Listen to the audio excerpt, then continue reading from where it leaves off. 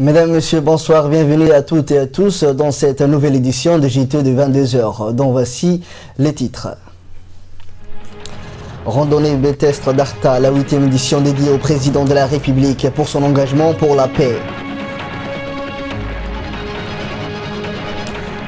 21e anniversaire de l'accord de paix et de réconciliation d'Abaa.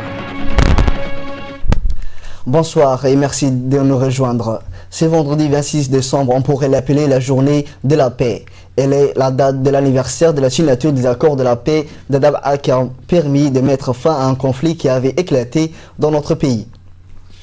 La marche de la paix, cette célèbre randonnée pédestre d'Arta, a coïncidé avec cet anniversaire, raison pour laquelle elle a été dédiée cette année au président de la République Ismaël Omar Guelleh, grand artisan des accords de paix d'Abaa.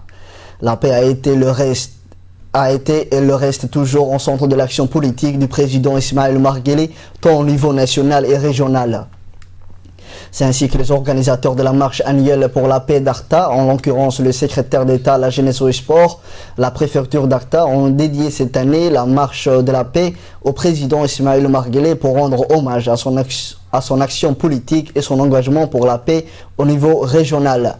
La randonnée pédestre d'Arta ou la marche de la paix d'Arta a gagné une dimension internationale depuis sa création par le préfet d'Arta, Ateye Waïs Bouh. À cette époque, sous-préfet, qui lui aussi est un grand marcheur. En effet, ils étaient plus de 6000 participants ce matin à prendre le départ de cette épreuve, parmi lesquels le grand champion d'athlétisme, l'Éthiopien Haile Gebrselassie, mais aussi une femme de près de 100 ans. Cette 8e édition de la marche de la paix, Africa Peace Walk, a vu la participation du secrétaire d'État à la jeunesse et au sport, Badoul Hassan Badoul, le ministre du budget Bodé Ahmed Roblé, la ministre de la promotion de la femme et du planning familial chargé des relations avec le Parlement, Hassan Abarkha Daoud, le préfet de la région d'Arta, Ateye Waïs Bouh, qui a pris la parole avant le lancement de la marche, s'est dit satisfait que cette épreuve soit dédiée au président de la République, homme de paix et de stabilité, condition sine qua non pour un développement durable. En effet, cette 8e édition de la marche de la paix Africa Peace Walk a connu un grand succès année après année et cette année elle a été dédiée au chef de l'État et celle-ci est devenue un événement dans le calendrier sportif du pays et de la région. Écoutons pour plus de précisions le secrétaire d'État à la jeunesse et au sport, Badoul Hassan Badoul. L'importance de la paix. L'année dernière, nous avons honoré la mémoire de Nelson Mandela. Cette année, nous avons voulu rendre hommage, comme nous l'avons cité, à l'action d'un homme au service de la paix. Donc, cette action qui promeut la paix dans cette région, c'est une action qui a été menée par notre président, le président de la République, Son Excellence M. Ismaël Omar Guelleh, qui s'est battu depuis très longtemps, pour que la paix puisse régner dans la région de la Corne de l'Afrique et aussi partout en Afrique. Donc son engagement ne date pas d'hier, c'est un homme que l'on connaît pour son intégrité, pour ses efforts inlassables en vue de rapprocher les gens. Donc nous nous sommes dit aujourd'hui, pourquoi alors ne pas rendre hommage au président de la République pour toutes les actions qu'il mène en faveur de la paix. Ce qui est impressionnant aujourd'hui, c'est le nombre de participants qui a vraiment triplé, voire quadruplé. Donc surtout, ce sont les jeunes qui ont répondu massivement. Et toujours pour mieux saisir la portée de cet événement sportif à laquelle a pris part aujourd'hui l'ancien athlète éthiopien de renommée internationale et aujourd'hui ambassadeur de l'organisation Duri, une ONG qui milite pour la paix. Il a pris donc part à cette marche dédiée à la paix et dans une réaction accordée à notre confrère Moustapha Sawiye, il a indiqué qu'il est là aujourd'hui non pas pour courir mais pour marcher et marcher pour la paix. Il a indiqué aussi qu'il était fier de participer à cette randonnée. Il a déclaré aussi que c'est bien normal que Djibouti organise un tel événement pour la paix. Elle est elle-même la terre de la paix et de la stabilité. J'apprécie beaucoup, a-t-il dit, d'être ici. C'est vraiment merveilleux de profiter du climat frais de la région d'Arta. Et notre équipe de reportage a pu également recueillir les réactions des participants de cette marche de la paix dédiée cette année au président de la République, Ismaël Omar Guelleh.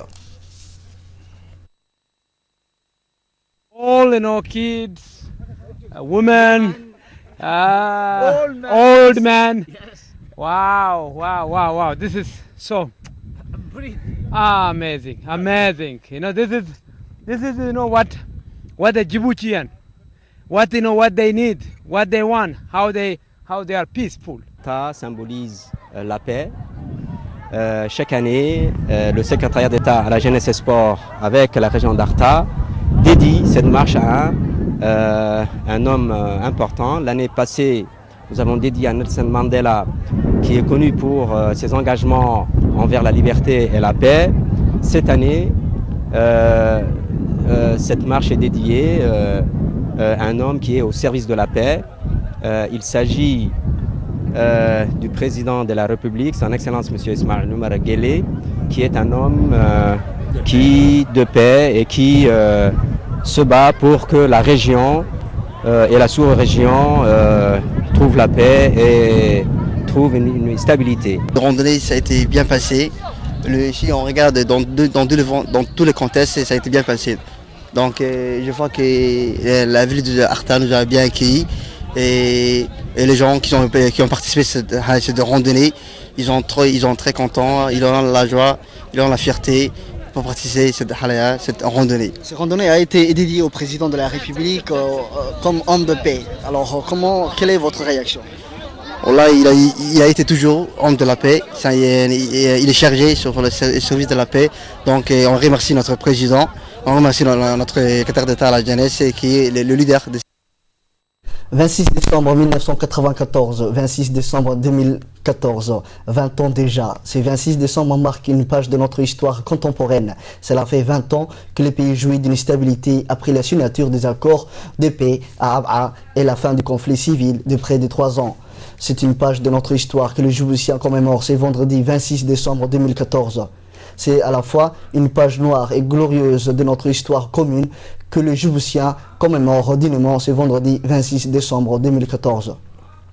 Une page noire d'abord parce que cette guerre très triste qui a opposé des Djiboutiens entre eux a non seulement causé la mort de concitoyens, mais a mis également en ayant les acquis de 17 ans de souveraineté nationale. Une page glorieuse aussi puisque après 2 ans et demi d'un conflit civil, le gouvernement et le FRUD ont su trouver le chemin de la raison et de la paix sans qu'une tierce partie n'intervienne dans les négociations de paix. Les accords de paix dits Abha, au nom de la localité qui a accueilli les premiers pour parler de paix et située dans la région de Dikil. Des hommes discrets mais soucieux de devenir communs su ouvrir la voie des pourparlers. Retour donc sur cette page de notre histoire avec ces rappels signés par notre confrère Saleh Ismaël. Après plus d'une année et demie de négociations interminables, serrées où les deux parties ont examiné de long en large les contours d'un accord de paix, le FRUD et la délégation gouvernementale aboutissent à un accord dit de paix et de réconciliation nationale. Au cours de ces 12 mois et demi de négociations, les 7 premiers mois seront consacrés aux contacts préliminaires avec d'une part le secrétaire général du FRUD, Ogoulé Kiflé Ahmed, et les 2 émissaires du président Gouled, qui sont Barkhat Gourad Hamadou, Premier ministre, et Ismaël Omar Guelleh, chef de cabinet du président de la République. Les 3 hommes vont se rencontrer secrètement par 4 fois pour se mettre d'accord sur un cadre de négociation devant mettre fin à la guerre et à l'effusion de sang entre les Djiboutiens. Mettre fin en effet aux hostilités militaires et retrouver le chemin du dialogue politique. Tel est le contenu des différents contacts qui auront lieu entre les émissaires des 2 parties. À l'issue de ces contacts préliminaires, Ogoulé Kiflé Ahmed exige comme condition l'engagement solennel et officiel du président Hassan Gouled et de son gouvernement sur leur disponibilité pour les négociations de paix avec le FRUD. ce qui sera fait par le président Gouled lors de la fête de la Eid al-Adha le 12 mars, où le président Gouled va affirmer publiquement sa volonté politique d'aboutir à un accord de paix avec la rébellion du Frud. Après une dernière rencontre entre Goulé Kiflé, Ismaël Omar Guelleh et Barkhad Gourad Hamadou à la mi-mars 1994, Goulé Kiflé Ahmed suspend les contacts entre les deux parties jusqu'en juin 1994. Le 6 juin 1994, à Ab'a, lors d'un congrès extraordinaire du Frud, Ahmed Dini est exclu du Frud. Ali Mohamed Daoud devient président. Goulé Kiflé conserve le poste de secrétaire général et obtient également la direction des pourparlers de paix avec le gouvernement. Il faut dire qu'au cours de ce mois de juin 1994, le Frud est convaincu que la paix est la seule issue pour sortir de cette crise larvée. Ainsi, le 11 juin 1994 débutent officiellement les pourparlers de paix et vont durer jusqu'au 18 décembre 1994. Les deux parties se mettent finalement d'accord sur un texte qui scelle définitivement la paix. Le 24 décembre 1994, la délégation du Frud, composée d'une quarantaine de personnes, arrive à Djibouti dans les jours qui suivent. Plus de 3800 combattants du Frud rentrent au pays et déposent les armes. Et c'est dans une salle du Palais du Peuple archi-comble que la signature officielle de l'accord de paix intervient le 26 décembre 1994. L'accord sera paraphé par Idriss Harbi pour le gouvernement et Goulé Kiflé Ahmed pour le Frud. En fait, les deux parties se mettent d'accord sur un texte dit accord de paix et des réconciliations nationales comportant 11 points, à savoir les institutions, la gestion du retour de la paix, la refonte des listes électorales et les pièces d'identité, du rattrapage scolaire pour les enfants issus des zones de guerre, du rééquilibrage au sein de l'appareil de l'État, de l'amnistie générale de la transformation du Frud au parti politique, de la décentralisation, de la reconstruction et enfin du développement de la promotion économique. À l'issue de cet accord de paix, une commission technique mixte est mise en place. Objectif: recenser les hommes et les matériels, procéder à la réintégration des ex-combattants dans les différents corps des forces armées djiboutiennes comme l'armée, la police et la gendarmerie, démobilisation également des ex-combattants qui sont intégrés dans l'administration publique. Le processus dure jusqu'au 25 avril 1995. À cette date, tous les points de l'accord entre les deux parties seront mis en place. Dans tous les cas, cet accord de paix est unanimement salué par les Djiboutiens et par la communauté internationale. Il faut dire également que l'accord de paix d'Ab'a est singulier. Ces négociations de paix se sont déroulées et aboutissent sous la médiation d'une tierce partie. Et enfin, cet accord de paix est l'œuvre de 3 hommes qui ont su dépasser leur clivage et leur antagonisme à un moment crucial de notre histoire. Il s'agit en l'occurrence de Goulé Kiflé Ahmed, Barkhad Gourad Hamadou et Ismaël Omar Guelleh. Ce dernier, chef de l'État depuis 1999, a contribué par son talent et par ses convictions politiques à la pacification du pays. 20 ans après, les Djiboutiens, quelle que soit sa communauté, affirment tous: plus jamais ça, plus jamais le sang ne doit couler entre les Djiboutiens. Toujours en nouvelle nationale, la sauvegarde des bonnes mœurs a fait l'objet hier d'une importante réunion regroupant le ministre des Affaires musulmanes, de la Culture et des Biens Warf, Aden Hassan Aden, celui de l'Intérieur, Hassan Omar Mohamed, et de la Justice et des Affaires pénitentiaires, Ali Farah Assoui.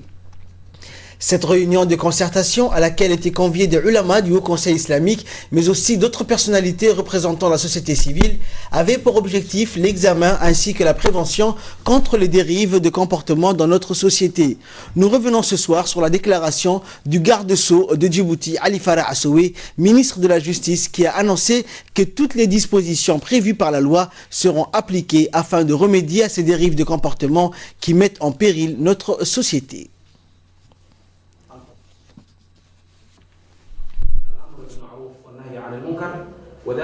Ces derniers temps, notre capitale est confrontée à des phénomènes inconnus auparavant. On constate des situations intolérables qui détruisent l'image de la ville, la délinquance, la criminalité, la dégradation des valeurs morales, la dépravation due à l'usage excessif de l'alcool frélaté, l'utilisation des psychotropes de toutes sortes qui débouchent inéluctablement à la délinquance, la prostitution et voire même la pédophilie fait son apparition. Les jeunes en danger, dont l'éducation et la santé sont compromis. Les causes citées sont souvent le manque de direction familiale, les enfants livrés à eux-mêmes qui élisent domicile dans la rue et trouvent d'autres jeunes constituer des bandes et devenir quasi infailliblement délinquants. La présence dans nos lieux publics et dans nos rues de ces prostituées de toute origine est devenue une incitation permanente à la débauche pour nos jeunes nationaux. Le texte poursuit qu'enfin, elle, c'est-à-dire la prostitution, constitue un pays musulman respectueux des droits coraniques, un scandale public qui doit cesser immédiatement. Des prédateurs sans foi ni loi rôdent autour des établissements scolaires à la recherche des broies faciles. Ils cherchent à entraîner des filles mineures dans la débauche en leur faisant miroiter l'argent facile, la vie en plein air. Ils profitent de leur innocence et de leur naïveté pour les amener à la dépravation qu'est la prostitution, l'abus d'alcool et de drogue. Il faut mettre fin à ces méfaits qui détruisent l'avenir de notre jeunesse et l'image de notre ville. Les services d'ordre doivent traquer ces malfaiteurs, les traduire devant les juges. Cela ressort notamment de la mission première de la police des mœurs qui doit veiller constamment à mettre fin à ces mauvaises pratiques qui mènent notre jeunesse à la débauche. Il faut redorer l'image de notre capitale et celle de notre jeunesse. J'insiste encore que les services publics en général, mais surtout les services chargés du maintien de l'ordre public, la police, la gendarmerie, et lorsque les infractions sont constatées, la justice doit appliquer avec sévérité la loi. J'exige la tolérance zéro pour mettre immédiatement fin aux fléaux qui gangrènent notre société et particulièrement la jeunesse. Autre nouvelle du pays, sous le haut patronage du ministère de l'Agriculture, de l'eau et de la pêche, de l'élevage, des ressources halieutiques et le secrétariat d'État chargé de la solidarité nationale ont procédé hier à Yoboki en collaboration avec l'Agence de développement social, l'ADDS, à l'inauguration de quelques forages où puits dont l'eau remonte à la surface grâce à des monteurs à pompe fonctionnant à l'énergie solaire. La cérémonie d'inauguration de ces systèmes d'alimentation en eau se déroule en présence du ministre de l'Agriculture, de la Pêche, de l'Élevage et des Ressources halieutiques, Mohamed Ahmed Awali, du ministre de l'Équipement et du Transport, Moussa Ahmed Hassan, de la secrétaire d'État chargée de la solidarité nationale, Madame Zahra Youssouf Riyad, du directeur de la DDS, Mahdi Mohamed Jama, du préfet de la région de Dikil, Mohamed Cheikho, et le président du conseil régional, Abdurrahman Younis Ari, ainsi que l'ingénieur énergétique de la DDS, Monsieur Abdurrahman Awali. La délégation a commencé sa visite dans le secteur dit de Gouri-Koma, qui se situe à Hanlé 1, où se trouve un périmètre agricole qui a été repris en main par des agriculteurs, et c'est grâce à l'approvisionnement en eau. Les locaux et les habitants du secteur ont remercié le gouvernement pour cet appui et ont sollicité la construction en ce même lieu d'une école et d'un centre de soins. La délégation a ensuite poursuivi sa tournée pour se rendre à Kohlita, à Hanle 2, où un accueil chaleureux leur a été réservé avec des danses folkloriques. Et là, un second point d'eau équipé d'un banneau solaire a été inauguré. Rappelons que ces deux ouvrages hydrauliques destinés à assurer l'accès à l'eau potable aux populations de Yoboki et ses environs ont été financés à hauteur de 50 millions par le Fonds de solidarité nationale et exécutés par l'Agence de développement social. Et donc, dans son mot prononcé à cette occasion, le ministre de l'Agriculture, Mohamed Ahmed Awale, a rappelé que ces actions efficaces sont les fruits de la politique du président de la République, Ismaël Omar Guelleh, qui a fait de la lutte contre la soif une priorité de sa politique. On l'écoute. Constater que l'eau n'a pas de prix. Des ressources financières importantes ont été investies pendant de longues années, grâce à la patience et à la persévérance de l'ADDS, du secrétariat d'État à la solidarité qui dirige cet établissement qui lutte contre la pauvreté au quotidien. Je voudrais dire qu'aujourd'hui, la hantise de la soif est un mauvais souvenir pour Yoboki, pour la population rurale de Koudikoma et de Kouhulaïta. Ceci a été réalisé grâce à son Excellence Ismaël Omar Guelleh, président de la République de Djibouti, qui a donné la priorité en République de Djibouti à la lutte contre la soif et la malnutrition. Vous avez aujourd'hui des équipements solaires de dernière technologie. Nulle part à Djibouti et dans les environs, dans tout le territoire, vous n'allez trouver des énergies solaires d'une puissance de ce que je viens d'entendre, 18 kW, 7 kW, 25 kW uniquement consacrés à l'eau. On reste toujours à Dikil, la branche régionale du Croissant Rouge de Dikil, en étroite collaboration avec la Société nationale du Djibouti, a procédé du 22 au 24 décembre à la distribution de 1600 moustiquaires imprimés dans les 5 quartiers les plus défavorisés de la ville de Dikil. Il s'agit des quartiers d'Ankar, Karavani, Dampa, El Jonan et Gami. On prépare à ces cérémonies plusieurs personnalités, dont le président du conseil régional, Abdelrahman Younis Ari, le représentant du préfet Fouad Aboubakar, le membre du comité de la branche de Dikil et ses volontaires, ainsi que les élus locaux de la région. Outre le critère de la pauvreté extrême, plusieurs autres critères ont été également évoqués pour identifier les quartiers si mentionnés de la ville. Il s'agit des quartiers où la forte présence de moustiques ont été constatées. Retour dans la capitale à présent, une journée de consultation gratuite pour les personnes souffrant de difficultés de vue a été organisée par le PSD, le Parti social-démocrate, à son siège. Près de 100 patients ont bénéficié de ces actions de bénévolat d'un ophtalmologue mis à la disposition par le PSD et en collaboration avec le ministère de la Santé.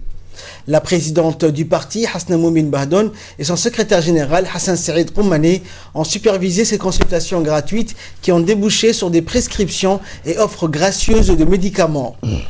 Le PSD offrira également des lunettes aux personnes démunies et aux autres à des prix très limités car subventionnés par le parti. Sa présidente, Hasna Moumin Bahdon, a indiqué que ce genre d'actions vont se poursuivre tous les week-ends.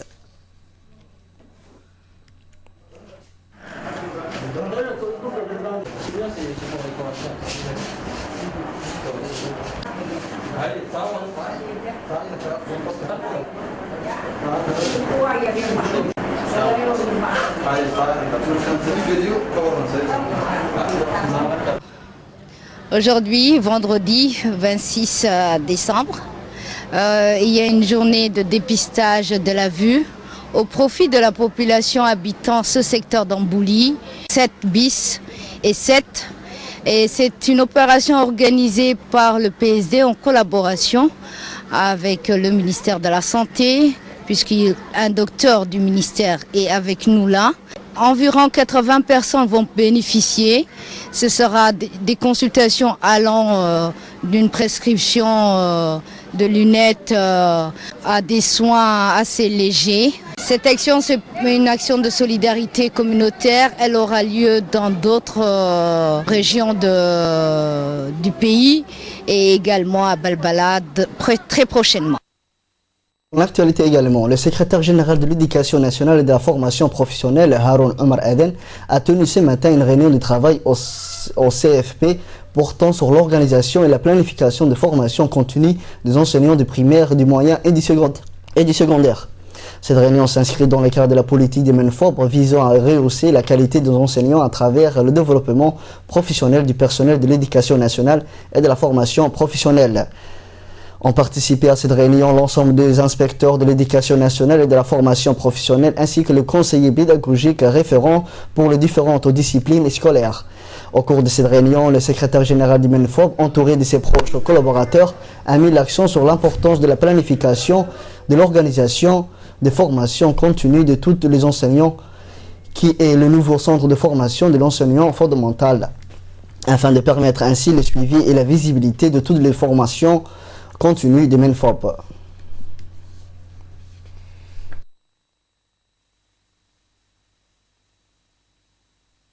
Nous sommes réunis aujourd'hui au centre de formation des enseignants de l'enseignement fondamental dans le but de rencontrer les inspecteurs de l'enseignement de l'éducation nationale et du moyen secondaire et les inspecteurs de l'enseignement de base ainsi que le conseiller pédagogique référent. Nous avons discuté de l'importance du centre qui vient d'ouvrir ses portes, de la manière de regrouper toutes les formations qui avaient lieu dans des lieux différents, très variés, éparpillés. Et donc, toutes ces formations seront réunies dans les centres de formation. La directrice générale du centre de formation, Mme Aïcha, va collecter et programmer, planifier et aider donc tous les inspecteurs et les conseillers pédagogiques à ce que tout se passe de manière tout à fait correcte.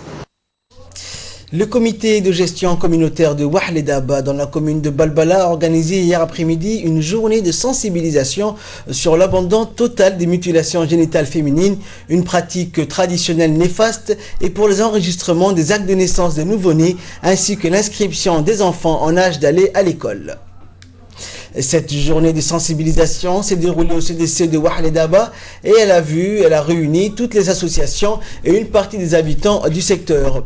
Plusieurs personnalités ont pris part donc à cette journée, dont le président de la commune de Balbala, Youssouf Nouhou, le président de l'annexe RPP de Wahl Daba, le sous-préfet du 5e arrondissement, Ahmed Dini, plusieurs représentants du ministère des Affaires musulmanes, de l'UNICEF et de l'UNFD. La journée a débuté par la lecture du Saint-Coran suivi d'un sketch de sensibilisation sur les mutilations génitales féminines.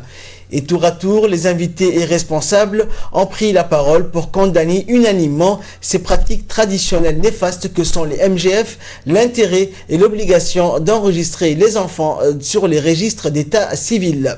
Cette journée a vu également la participation de plusieurs femmes issues de différentes associations de femmes de la commune de Balbala en général. Mais une chose est sûre, en République de Djibouti, beaucoup de progrès ont été réalisés, dans notamment le lancement d'un programme conjoint pour l'accélération de l'abandon total de toute forme de MGF en mai 2008 sous le haut patronage de la première dame et présidente de l'UNFD, Khadra Mohamed Haïd. Il y a eu également l'organisation de la première déclaration publique et surtout l'adoption en 2009 d'une nouvelle loi à l'Assemblée nationale permettant désormais aux associations œuvrant dans la lutte contre le MGF de se porter partie civile en lieu et place des victimes si ces derniers ne sont pas en mesure de recourir à la justice.